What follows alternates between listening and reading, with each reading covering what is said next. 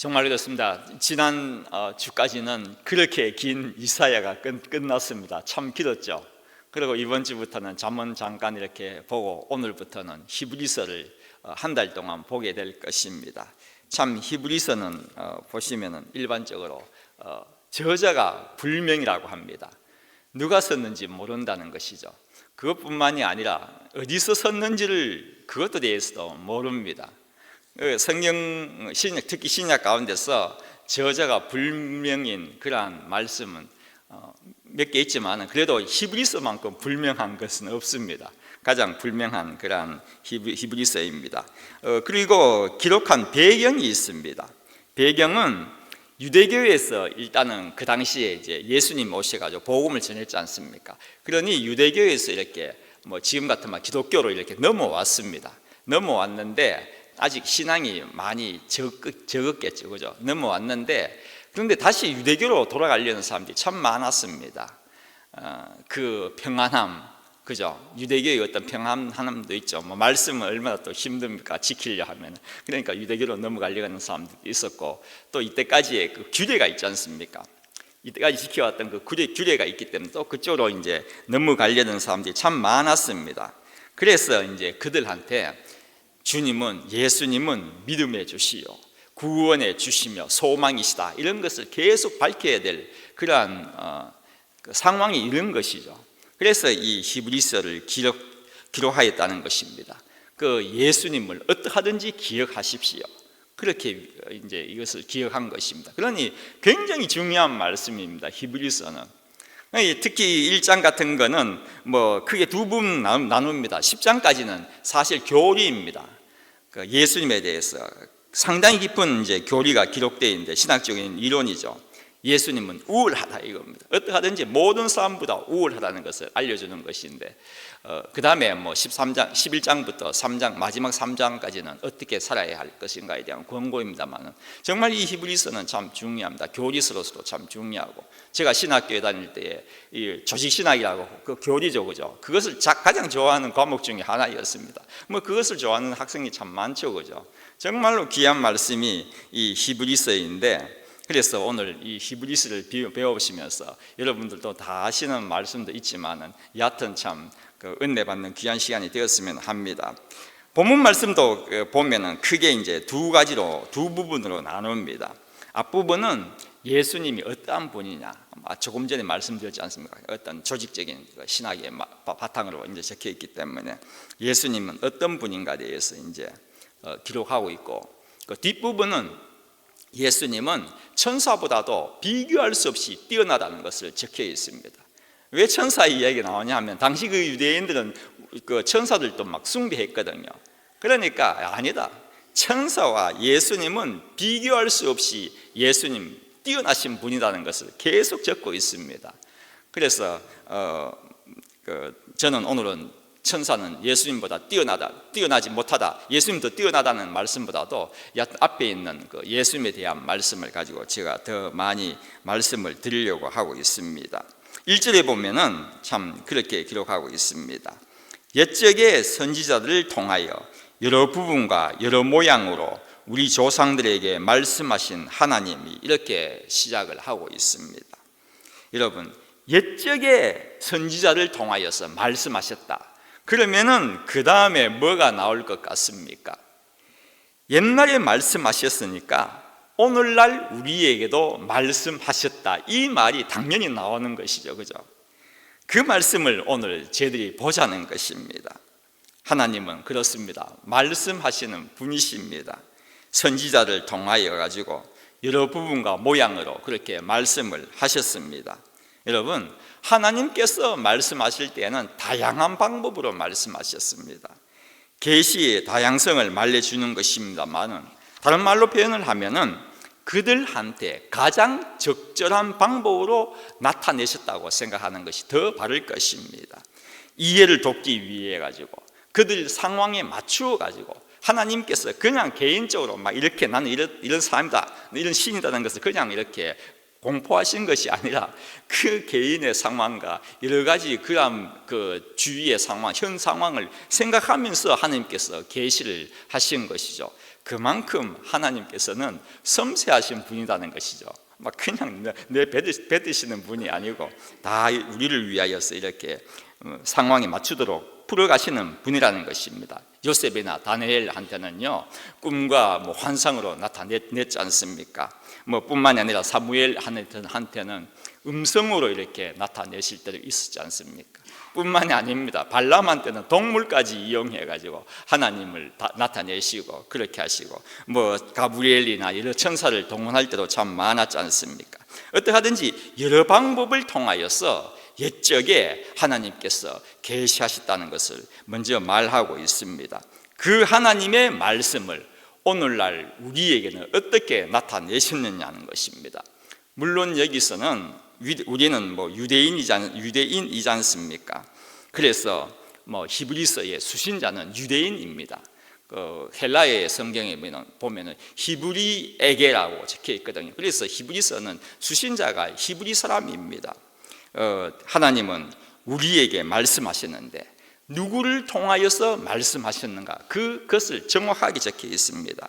당시에는 선지자를 통하여서 말씀하셨지만은 지금은 예수님을 통하여서 말씀하셨다, 그렇게 기록하고 있지 않습니까? 그런데 예수님은 모든 날 마지막에 말씀하셨다고 기록하고 있습니다. 모든 날 마지막입니다. 여기서 모든 날 마지막이라는 뜻은 최종적이라는 뜻이 포함되어 있습니다. 다시 말씀해가지고 더 이상 계시는 없다는 것입니다. 최종적으로 예수님께서 말씀하셨다는 것입니다. 계시의 완성이라고 합니다. 중요한 신학적 용어이죠. 계시의 완성입니다. 십자가상에서 주님께서 다 이루어하셨지 않습니까? 끝이에요. 더 이상 없다는 것입니다. 무엇보다도 더 이상 구원에 관한 계시는 없다는 것입니다. 더 보탤 것도 없고 뺄 것도 없다는 것입니다. 완성이에요.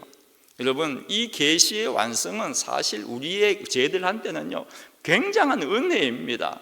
구원의 계시가 바뀐다고 생각해 보십시오. 이때까지 우리는 믿음 하면서 주님을 믿는 그 믿음으로 구원받는다고 왔는데 어느 날 갑자기 계시가 바뀌어가지고 완성이 안 돼가 바뀌어가지고 선행이 필요하다면은 어떡합니까? 얼마나 허무하게 됩니까? 그것이 예수님께서는 영원하신 분이시기 때문에 그 모든 것도 끝까지 보존하시고 잡고 계시는 분이시지 않습니까? 계시의 완성입니다. 변함없이 지고 계시는 예수님, 그죠? 여러분, 이단의 특징이 무엇입니까?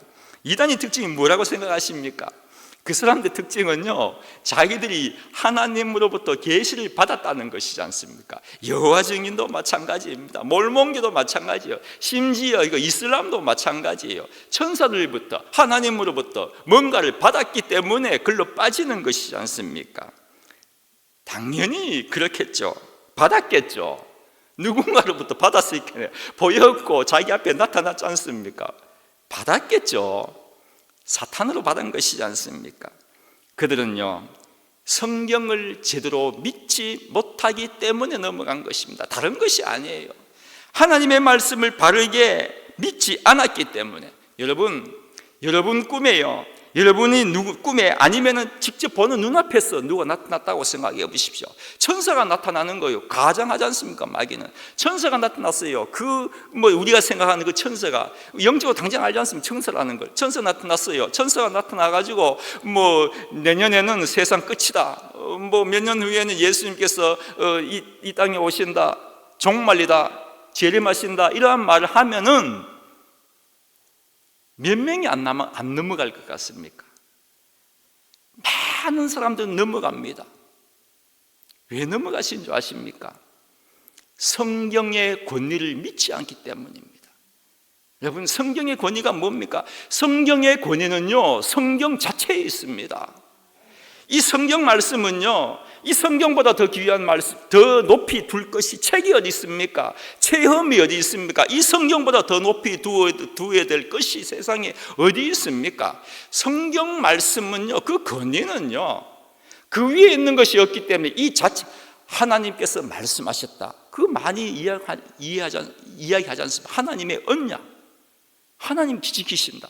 이 하나님의 권위보다, 이 말씀의 권위보다도 더 높은 것은 없습니다. 그러니까 이 말 하나님의 성경의 권위는 성경 자체에 있는 것입니다. 여러분, 저는 그렇게 생각합니다. 말씀은요, 우리가 살아가는 데에 다른 것이 필요 없이 완벽하다는 것입니다. 여러분, 성경 말씀은 우리에게 충분하다는 것만이 아닙니다. 완벽입니다. 하나님 말씀은 완벽이에요. 이것이 흔들리면은요, 하나님에 대한 지식도, 여러분, 하나님은 사랑의 하나님이신데 어떻게 지옥을 만드느냐라고 묻는 사람들 저 정말 많이 봤습니다. 그렇게 생각되지 않습니까? 하나님은 사랑의 하나님이신데 어떻게 지옥을 만들었느냐? 저는 정말 많은 사람 만나봤어요. 성경을 반쪽 믿는 거예요. 진리라는 것은 반쪽이 아닙니다. 진리는 모든 것이 진리잖아요. 완벽한 것이 진리잖아요. 성경 말씀은 반쪽이 아니에요. 성경 말씀을 제대로 믿지 않았기 때문에 그런 생각이 막 드는 거예요. 그러니까 이 말씀을 우리가 정확하게 안 믿으면은 천사가 나타났다 하니까 정말 천사로 보이고, 계시하니까 그 계시가 정말로 들리는 거예요. 그죠? 그만큼 말씀을 믿는 것이 중요합니다. 그 다음에 예수님에 대한 소개가 쭉 나오고 있습니다. 첫 번째는 예수님을 만유의 상속자로 세우셨다는 것입니다. 여러분, 예수님은 하나님으로부터 상속을 받는다는 그런 의미가 아닙니다. 상속자라는 것은 법적 용어이지 않습니까?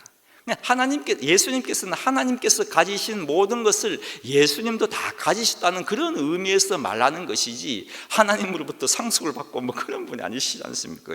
똑같으신 분이지 않습니까? 그 다음에 천지를 지으신 분이라고 소개를 하고 있습니다. 여러분, 예수님은 천지를 지으신 분이에요.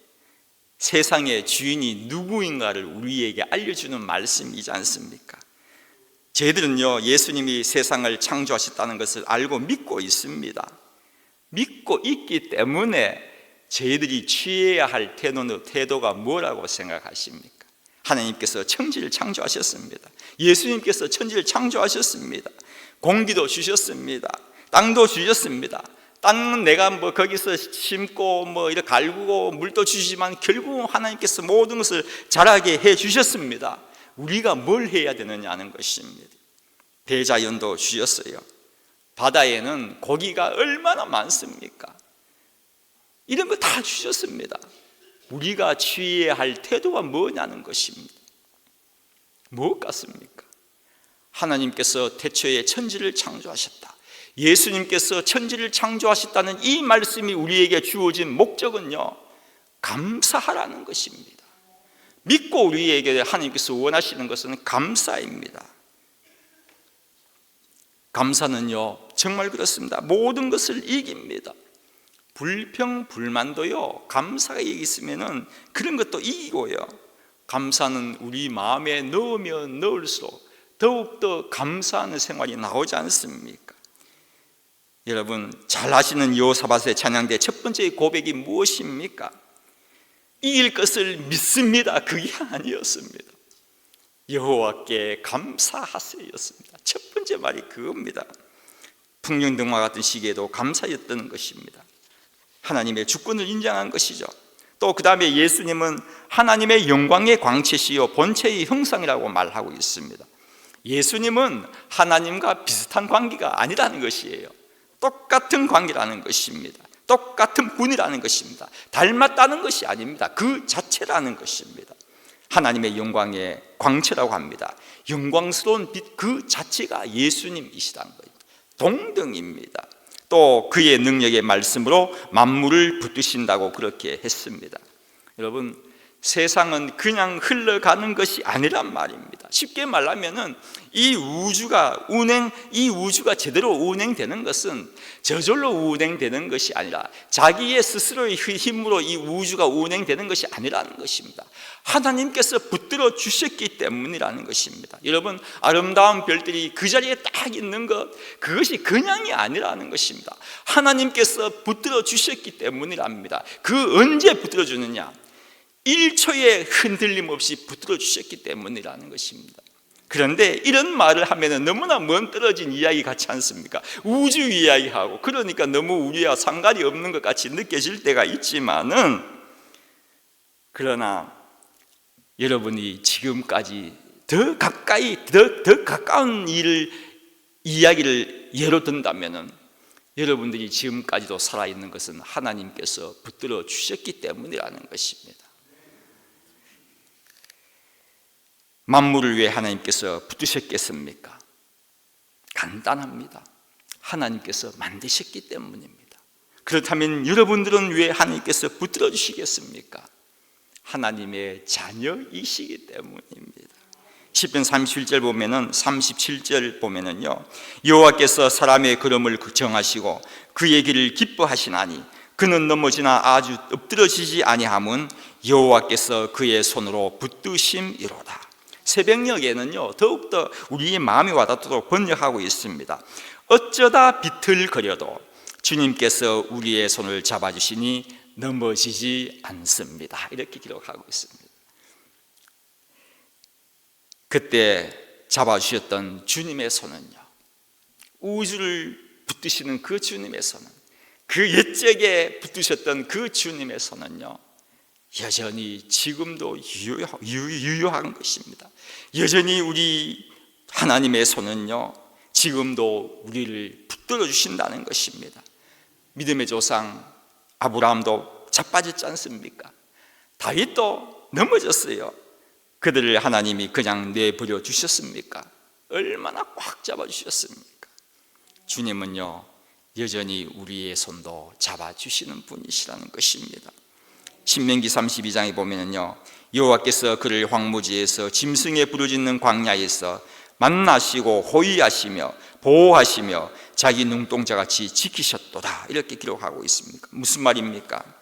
광야에서는 살아날 수가 없다는 것입니다. 다 죽어야 된다는 것입니다. 그러나 너희들이 살아난 것은 내가 지켜주었기 때문이라는 것입니다. 우리 주님은요, 정말로 우리를 붙들기 위하여 눈동자같이 지켜보시는 분이시라는 것입니다. 또 마지막에 보면은 드디어 나옵니다. 죄를 정결케 하는 일을 하시고 하나님의 우편에 앉으셨다고 그렇게 기록하고 있습니다. 저희들은 이 말씀, 죄를 정결케 하시는 분이 예수님이시라는 것을 그냥 넘어갈 수가 없지 않습니까? 정말 저희들은 11월 달을 맞이하여 십자가의 은혜에 대한 감사를 많이 하시기를 바랍니다. 독생자를 주셨다고 하셨는데, 독생자란 뭘 뜻합니까? 처음 것, 가장 중요한 것, 가장 귀하다는 뜻이 포함되어 있습니다. 그냥 독생자가 아닙니다. 이러한 뜻이 포함되어 있습니다. 여러분, 저희들은요, 처음 것에 대한 애착이 대단합니다.